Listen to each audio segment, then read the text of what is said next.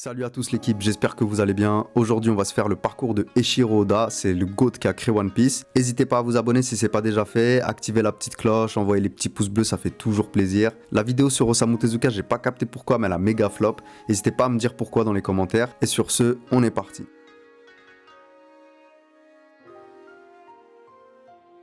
Eiichiro Oda, il est né le 1er janvier 1975 à Kumamoto. Très jeune, Oda il rêve déjà de devenir mangaka. Il se fait une réflexion toute simple, il veut devenir mangaka pour pas avoir à travailler. On sait assez peu de choses sur son enfance et sa famille, mais il raconte lui-même qu'il a commencé à dessiner très tôt, c'est-à-dire à l'âge de 4 ans, notamment grâce à l'influence de son père qui faisait un peu de peinture à lui. Son plus vieux souvenir de lecture, c'est le manga Kaibutsu-kun de Moto Abiko, qui fait partie du duo Fujiko-Fujio. C'est notamment les gars qui ont créé Doraemon, donc des anciens. J'en parle d'ailleurs dans la vidéo d'Osamu Tezuka. Donc Kaibutsu-kun, c'est un manga fantasy comique publié en 1965. On suit Taro Kaibutsu, prince d'un royaume de monstres, qui est envoyé dans le monde des humains pour finir sa formation avant de devenir roi. C'est le manga qui a suscité le rêve à Oda de devenir mangaka.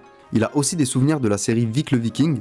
D'ailleurs, c'est assez stylé parce que Vic le Viking, c'est à la base une série de livres pour enfants publiée en 1963 et écrite par Runar Johnson, un auteur suédois. Et l'adaptation en animé, ce serait une collaboration entre allemand, autrichien et japonais. C'est d'ailleurs sans doute de là que l'idée des pirates elle a germé. Pour ce qui est de ses passions, Oda est par exemple super fan de la série de jeux vidéo Dragon Quest. On sent l'influence Toriyama et on va revenir là-dessus juste après. Il est aussi fan d'Eminem et il y en a même qui disent que le personnage d'Ener dans One Piece, il en est inspiré. J'ai vu qu'il y avait des débats sur Reddit, donc info à prendre avec des pincettes. Oda il est plus qu'influencé par Akira Toriyama et il le cite comme sa plus grande source d'inspiration. D'ailleurs pour ceux qui sont passés à côté, il y a la vidéo d'Akira Toriyama qui est dispo sur la chaîne. Oda raconte que Dragon Ball l'a profondément marqué et notamment les muscles ultra développés des personnages, les différents engins et mechas et les combats épiques. Aussi bien dans le style narratif que visuel, on perçoit l'influence sur One Piece. Dans plein d'interviews, Oda exprime clairement son admiration pour Akira Toriyama, et d'ailleurs Toriyama a également beaucoup de respect pour lui. Dans une conversation pour le livre d'Oda, Color Walk, sorti en 2001, Toriyama avait déclaré « Quand j'ai lu One Piece sur la recommandation de mes enfants, j'ai compris pourquoi tout le monde en faisait tant d'histoires.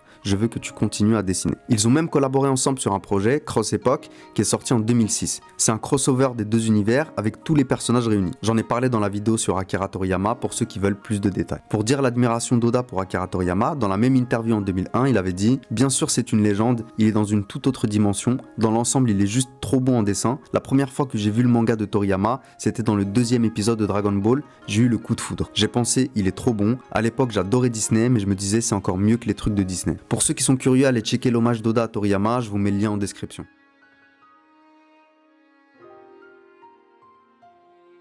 Donc on vient de le voir, Oda est un bousier de manga qui commence à dessiner très jeune. À côté de ça, il rejoint un club de foot sous l'influence de Capitaine Tsubasa.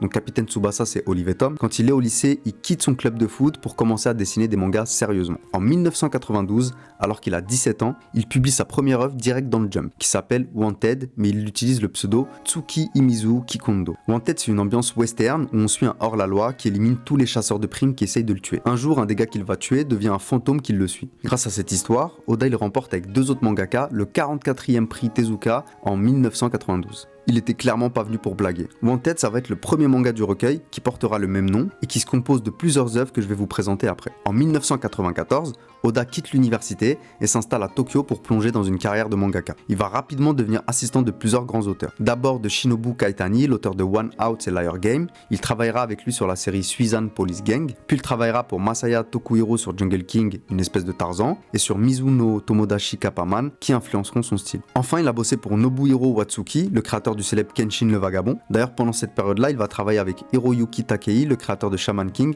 qui est aussi un assistant de Nobuhiro Watsuki.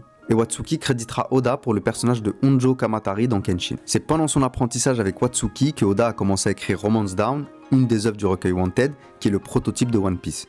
En 1992, il avait donc sorti Wanted, le western surnaturel, et en 1993, il sort Un présent divin, un nouveau manga court où on suit les péripéties d'un pickpocket. C'est sa première publication professionnelle, et elle fera partie du recueil Wanted. L'année suivante, en 1994, il publie Ikiyako dans le Shonen Jump. C'est l'histoire d'un bonze, c'est-à-dire un prêtre ou un moine bouddhiste, qui parcourt une forêt et croise un monstre. Il s'enfuit pour se réfugier dans un village, et à partir de là, il y a une intrigue. Avec ce manga, il va remporter le 104e Hop Step Award, Et d'ailleurs, le juge à ce moment-là, c'était Yoshihiro Togashi. Pour rappel, le Hop Step Award, c'est un prix remis par la Shueisha et qui a été remporté par des grands noms comme Akira Toriyama avec DBZ ou Masashi Kishimoto avec Naruto. Iki Yako sera la troisième œuvre du recueil Wanted. La même année, en 1994, il publie Monsters dans Jump. C'est une œuvre un peu spéciale parce que c'est un préquel de One Piece dans lequel on retrouve pas mal d'éléments. On y suit Ryuma, un samouraï qui découvre que Cyrano, un épéiste de renom, est responsable d'une attaque de dragon ayant détruit un village. Je sais pas ce que vous en pensez, mais il me rappelle deux personnages qu'on connaît bien. En fait, dans One Piece, Ryuma s'est considéré comme le dieu des larmes. D'ailleurs, le 21 janvier 2024, la plateforme ADN avait diffusé un épisode unique de ce manga. La dernière œuvre qui fera partie du recueil Wanted, c'est Romance Dawn. C'est sorti dans le Jump en 1996 et c'est clairement un prototype de One Piece. C'est une histoire qui paraîtra en 2 volumes, dans laquelle on suit les aventures de Luffy, un jeune pirate, qui rêve de devenir un Peace Main, c'est-à-dire un pirate aventurier. Il a la particularité de pouvoir étirer son corps comme du caoutchouc après avoir avalé un fruit appelé le Gomu Gomu no Mi. On y retrouve des personnages qui seront ensuite développés dans One Piece, comme Shanks ou encore Yasop, le père d'Usopp. Il y a beaucoup de fans de la série qui considèrent Romance Dawn comme le chapitre 0 de One Piece. Il y aura même une adaptation en animé à l'occasion du 20e anniversaire de One Piece, ce sera l'épisode 907. Oda, dès le début, il est publié dans le Jump, donc il n'était pas là pour blaguer, et tout de suite il va savoir où il va se diriger. Grâce à ses travaux, il va se faire remarquer dans l'industrie pour ses talents de scénarisation et de dessin.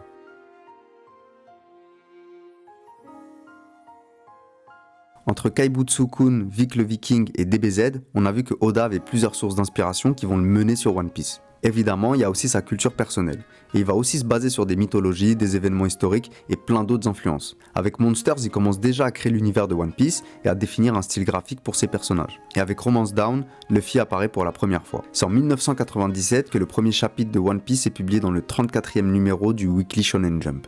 Pour ceux qui ont loupé le train, dans One Piece on suit les aventures de Monkey D. Luffy, un jeune garçon qui rêve de devenir le roi des pirates. Dès le départ ça va être bien accueilli, grâce à la diversité des personnages, l'univers qui est vaste et les intrigues qui se mettent en place. One Piece devient rapidement une référence dans le shonen. Les dessins sont dynamiques, il y a des retournements de situation, et tout ça séduit un public super large. Oda aborde des thèmes universels et réussit à bien doser l'humour et l'émotion. Il va aussi réussir à marquer les esprits avec des arcs narratifs de légende comme Marineford. Le manga va se vendre comme des petits pains à raison de 3 millions d'exemplaires par semaine et va réaliser un premier record avec le tome 27 qui est longtemps resté l'œuvre la plus vendue au Japon avec 2,63 millions de volumes vendus. Aujourd'hui, One Piece est de loin le manga le plus vendu de l'histoire avec plus de 500 millions d'exemplaires vendus. Un demi-milliard les gars, je sais pas si vous captez. Juste derrière, il y a DBZ à égalité avec d'autres œuvres avec 300 millions d'exemplaires vendus. En décembre 2014, One Piece va même rentrer dans le Guinness des records pour avoir atteint le tirage le plus important au monde pour un manga. Donc c'est un énorme phénomène. Avec plus de 1100 chapitres et une publication toujours en cours, One Piece est un exemple de longévité. Oda il continue à nous tenir en haleine et à développer l'univers et les personnages, et ça c'est une prouesse qu'il accomplit depuis plus de 20 ans. Après tout ce temps, l'univers de One Piece il n'a pas cessé de s'enrichir et de se complexifier, et ça en fait une clé de son succès. Il faut aussi souligner la diversité des personnages, c'est sans doute le manga avec le plus de personnages secondaires et intéressants qui existent. Donc au-delà du gros succès commercial, c'est une œuvre très riche, aussi bien dans les thèmes abordés que dans le développement de l'univers.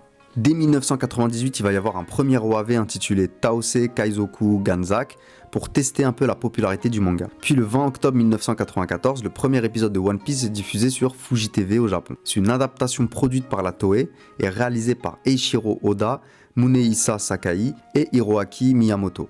Munehisa Sakai il a notamment bossé sur l'adaptation de Dr. Slump. Avec plus de 1100 épisodes, c'est toujours en cours de diffusion. À partir de là, il va y avoir des adaptations dans tous les sens et One Piece va devenir une vraie franchise.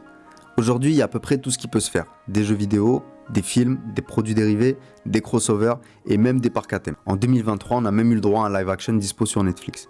On peut clairement dire que One Piece est rentré dans la culture populaire et que c'est clairement l'œuvre de la vie d'Oda. One Piece s'est vendu dans une 50aine de pays dans le monde et a été traduit dans plein de langues. Le succès il est international et montre l'universalité des thèmes abordés dans le manga. Forcément l'impact culturel de One Piece il est énorme et il va influencer beaucoup de mangaka. Il y en a beaucoup qui ont déjà mentionné Oda comme influence dans leur travail et on peut en citer quelques-uns comme Hajime Isayama, c'est le créateur de l'Attaque des Titans, qui admire la capacité d'Oda à maintenir une cohérence et une intrigue sur une histoire longue. Il y a Kohei Horikoshi, le créateur de Boku no Hero, qui salue Oda pour sa maîtrise des scènes épiques. On a aussi Masashi Kishimoto, qui est aussi son ami, et qui mentionne souvent la gentillesse et l'humilité d'Oda. On pourrait en citer plein d'autres, mais globalement, Oda a redonné un boost au shonen en montrant qu'il était possible de retenir l'attention des lecteurs sur des très longues histoires. Juste pour le kiff, je trouvais ça cool de vous donner des infos sur les préférences d'Oda dans One Piece. Parmi les personnages qui kiffent le plus, à part Luffy, il a cité Gaimon, le gars coincé dans le coffre depuis 20 piges. Il a aussi parlé de Robin en disant qu'il aimerait bien avoir son pouvoir et créer des mains supplémentaires pour dessiner. Mais il a aussi parlé du fruit du démon qu'il aimerait le plus manger et il a indiqué le Barabara no Mi, c'est-à-dire celui de Buggy qui permet de se séparer de son corps.